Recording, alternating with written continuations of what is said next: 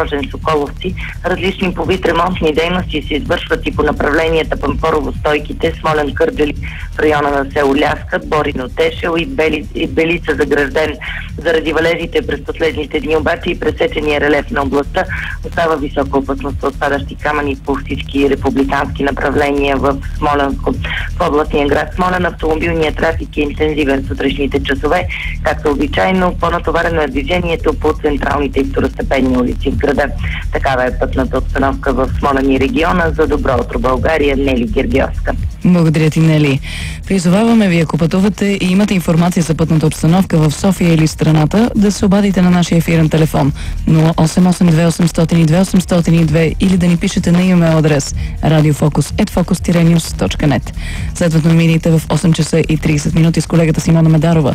Затегнете предпазните си колани и шофирайте внимателно. Желам ви лек път в компанията на Радио Фокус.